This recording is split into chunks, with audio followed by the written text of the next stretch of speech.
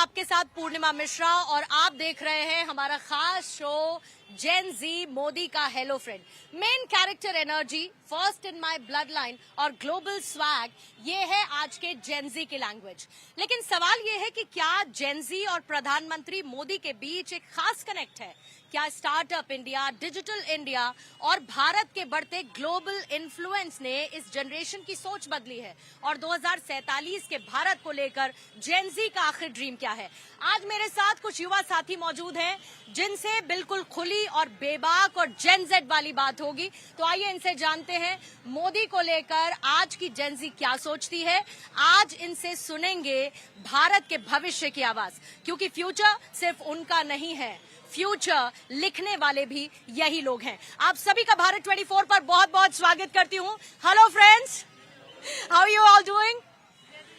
आजकल क्या हो रहा है कि प्रधानमंत्री नरेंद्र मोदी जो हैं वो आजकल इंस्टाग्राम, बाकी सोशल मीडिया साइट्स पर बड़े एक्टिव हो रखे हैं और उनका एक बड़ा यूनिक स्टाइल है जिसमें वो जेन जी के साथ कनेक्ट करते हैं और ये कहते हैं कि I am not here to create a delulu but to give a सलूलू।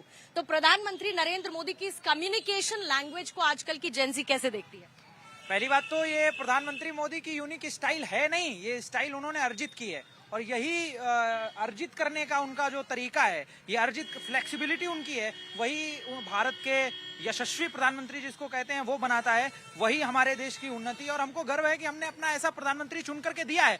पहले बार में वीडियो में हेलो फ्रेंड्स और फिर वो वीडियो बनाने के तरीके इंस्टाग्राम में किसी भी इन्फ्लुएंसर से कमजोर नहीं है। वो सीख जाना, जाहिर सी बात है एडवाइजिंग टीम होगी, लेकिन वो सीख पाना बहुत मुश्किल काम है। बहुत नेता तो लिख करके बोल पाना नहीं सीख पाया अभी तक। प्रधानमंत्री अगर ये छोटी छोटी जो माइन्यूट चीजें हैं वो चेंज कर पा रहे हैं, नई भाषा में बात कर पाते हैं, लोगों तक पहुंचना चाहते हैं, तो जाहिर सी बात है ये उनका हौसला है कि वो सब तक पहुंचना चाहते हैं। मतलब ये बदलाव बहुत जरूरी है और प्रधानमंत्री नरेंद्र मोदी ने इस बदलाव को अडेप्ट किया है ताकि जेन जी उन्हें अडेप्ट कर सके। आप लोग स्पोर्ट्स टी शर्ट पहने हैं, स्पोर्ट्स से जुड़ा हुआ सवाल तो खैर मैं बाद में पूछूंगी, लेकिन प्रधानमंत्री नरेंद्र मोदी की रिलेटेबल लैंग्वेज को और जेन जी के बीच कनेक्ट को आप कैसे देखते हैं? एंड मोर इम्पोर्टेंटली जेन जी के लिए जो फ्यूचर प्रधानमंत्री देख रहे हैं, बहुत सारी ऐसी योजनाएं शुरू की, स्टार्टअप योजना से लेके पढ़ाई से लेके आपकी कॉलेजेस खोले गए आपकी बेहतरी के लिए, आप कैसे बाहर जाए पढ़ाई करें, ये सारा का सारा विजन जेन जी को कितना अट्रैक्ट करता है? देखिए, जो भी प्रधानमंत्री मोदी जी ने किया है, हमेशा वो जैसे भी कनेक्ट करते हैं यूथ के साथ, जैसी उनकी लैंग्वेज होती है वो बिल्कुल ऐसा होता है कि सॉल्यूशन ओरिएंटेड वो हमेशा बात कर रहे हैं। तो ये बहुत ही अच्छी चीज़ है कि हमेशा जो है सॉल्यूशन ओरिएंटेड बात करते हैं। जब भी इंस्टाग्राम पे भी आपने देखा हो कि रिसेंट पे वो जो वीडियोस जो भी डालते हैं तो उसके अंदर वो हमेशा बात करते हैं कि कैसे जो प्रॉब्लम है उसका हम सॉल्यूशन देख सकते हैं। जंतर मंतर की बात की, जंतर मंतर का थॉट मेरे ख्याल में, क्योंकि अभी भी मुझे एक स्टूडेंट ने ये कहा कि वहां पर ऐसे बहुत सारे लोग थे जो बहुत अब्यूजिव लैंग्वेज प्रधानमंत्री के लिए यूज कर रहे थे। आपको लगता है कि लोकतांत्रिक व्यवस्था में या किसी भी तरीके के प्रोटेस्ट में देश के प्रधानमंत्री के लिए ऐसी अभद्र भाषा का इस्तेमाल करना जायज है? बिल्कुल जायज नहीं है, चाहे प्रधानमंत्री मोदी जी हो या फिर पहले का कोई भी हो। अब्यूजिव लैंग्वेज बिल्कुल सही नहीं है और प्रधानमंत्री के लिए तो बिल्कुल ही गलत है। और ये मतलब इस पे भी कुछ होना चाहिए, एक्शन होना चाहिए कि इतनी अब्यूजिव लैंग्वेज किसी भी प्रधानमंत्री के लिए नहीं होनी चाहिए, चाहे मोदी जी हो चाहे कोई भी हो।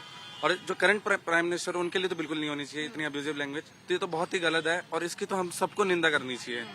और फिर भी प्राइम मिनिस्टर नरेंद्र मोदी जी की इतनी बड़ी बात है कि वो रील पे डाल रहे हैं कि उन्होंने माफ किया, ये उनका बड़ा दिल है, इसीलिए वो माफ कर रहे हैं। अच्छा, प्रधानमंत्री ने जब ये कहा कि मैं माफ करता हूँ, तो ये माफ करता हूँ वाला जेन जी को ये उनका थॉट प्रोसेस कितना अट्रैक्ट करता हुआ नजर आया despite of everything that happened? हम साइकोलॉजी में ऐसे कॉन्सेप्ट्स पढ़ते हैं कि जैसे हम यदि किसी को माफ करते हैं तो शायद उसको थोड़ी सेल्फ रियलाइजेशन हो कि हमने कुछ गलत किया था। वहाँ पे जो भी लोग थे, हम देख रहे 14-15 साल के बच्चे थे जो अब्यूजिव लैंग्वेज का, हम देख 14-15 साल के बच्चों में शायद एक ये चीज होती है कि गाली देना शायद कूल हो सकता है उनके लिए। Do you think is it cool? No, I don't think it is cool, but probably when I was 14-15 तब शायद लगता था मुझे कि ये कूल है।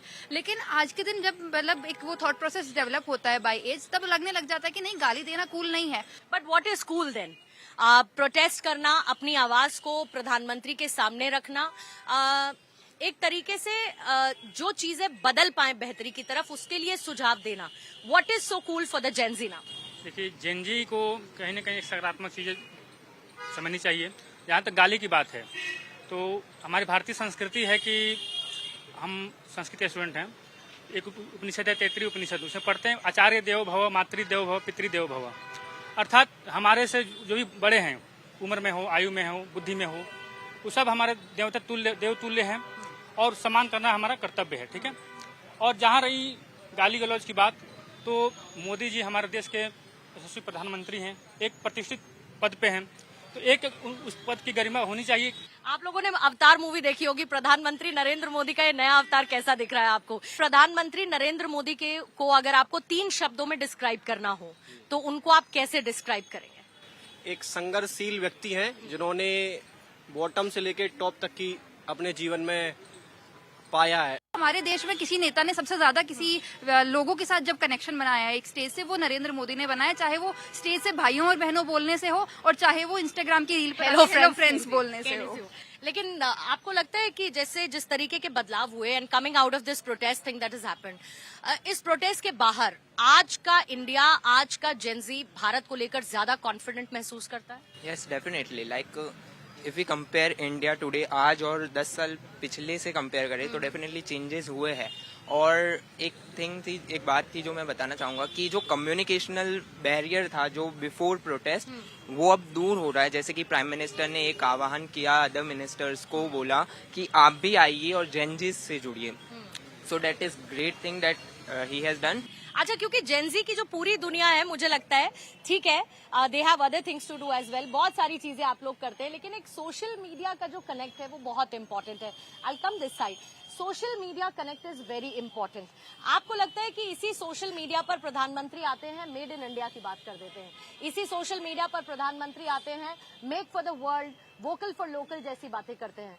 आपको लगता है कि ये जेनजी को कूल साउंड करता है? जी बिल्कुल, जब मोदी जी इंस्टाग्राम जैसे प्लेटफॉर्म पे आए तो ये जेनजी को सच में बहुत पसंद आया। अच्छा, वो देखा आपने जिस तरीके के मीम्स बने, हेलो फ्रेंड्स, तो ऐसे छोटे छोटे बच्चे आए, उन्होंने कहा कि थोड़ा सा कैमरा मोदी जी दूर करिए, फिर मोदी जी ने एक रील बनाई जिसमें कैमरा वाकई में एक राइट एंगल पे था, तो उसको देखकर क्या ख्याल आया? जी बिल्कुल, वो कनेक्ट करते हैं लोगों के साथ, तो वो हमारे साथ अच्छे से कनेक्ट करते हैं। तो व्हाट डू यू थिंक? एक बात जैसे बताई कि वो अच्छी तरीके से कनेक्ट करते हैं, और दूसरी चीज हमें ये भी दिखती है कि पहले जो लोगों के दिमाग में जो लगा कि जो प्रॉब्लम थी कि उनका कैमरा एंगल सही नहीं था, उसके बाद में उन्होंने उसे करेक्ट भी कर दिया। तो ये बहुत अच्छी चीज है कि वो करेक्ट भी कर रहे हैं अपने आप को, कई चीज पे वो गलत है तो। लेकिन ग्लोबल ट्रेंड जैसे जैसे बदलते जा रहे हैं, आपको लगता है कि ग्लोबल ट्रेंड में प्रधानमंत्री का विजन कितना इम्पोर्टेंट है? बदलते समाज में, बदलते देश में, अलग अलग जब हम ग्लोबली हम जाते हैं, तो आज की लीडरशिप का कितना रोल आप देखते हैं और वो जेनजी को कितना बहाता है? जी, आपको जैसे पता है कि मोदी जी विदेशी दौरा करते रहते हैं और हमारे भारत की बहुत ही अच्छी इमेज है पूरे विदेश के ऊपर, मतलब तो now he has become a global leader. Yes. और हम ये भी देखते हैं कि उनका बहुत ही नाम है, जैसे कि बहुत सारे देशों में। तो घर में बैठते हैं तो ये प्रोटेस्ट से लेके जेनजी, प्रधानमंत्री मोदी के कनेक्ट करने का तरीका, ये सारी चर्चाएं होती होंगी। उस चर्चा का क्रक्स क्या है? क्या समझ पाते हैं आप आज इस देश में, इस लीडरशिप में क्या बदल रहा है? देखिए, मोदी जी का जो सबसे अच्छी क्वालिटी मेरे को पर्सनली लगती है ना, कि वो जैसे सब्जी में आलू होता है ना, वो हर जगह मिल जाता है, तो मोदी जी ऐसे ही हैं कि वो हर जगह घुल जाते हैं। Very well said. मैं खिलाड़ी रहा हूँ, तो अभी कॉमनवेल्थ गेम्स के जो मेडलिस्ट थे वो वापस आए, तो मोदी जी क्या करते हैं कि जाने से पहले एक बार पीठ थपथपाते हैं कि अच्छा करके आना, और आने के बाद भी वो पीठ थपथपाते हैं। और अक्सर ऐसा होता है कि लोग जो मेडलिस्ट होते हैं उनको ही सम्मान देते हैं, लेकिन मोदी जी जो खिलाड़ी मेडल लेके नहीं आते हैं तो उनकी भी हिम्मत बनाते हैं कि अगली बार आप जाना और अच्छा करके आना। तो क्योंकि पूरे इस प्रोटेस्ट के बीच में बड़ी राजनीति की चर्चा हुई, जेनजी को पॉलिटिक्स बोरिंग लगता है, इंटरेस्टिंग लगता है? किस तरीके की पॉलिटिक्स जेनजी को प्रेफरेबल है? जेनजी को जो पॉलिटिक्स प्रेफरेबल है, जब जेनजी की सॉल्यूशंस पर बात करी जाएगी, जब जेनजीज की रियल सॉल्यूशन पर बात करी जाएगी, वो पॉलिटिक्स जेनजीज को अच्छी लगती है। लेकिन जब पॉलिटिक्स होगी डिफरेंट और किसी और चीज को, किसी धर्म के ऊपर पॉलिटिक्स होगी और जिसमें असामाजिक तत्व आके पॉलिटिक्स करेंगे, वो चीज जेनजीज को बिल्कुल पसंद नहीं है।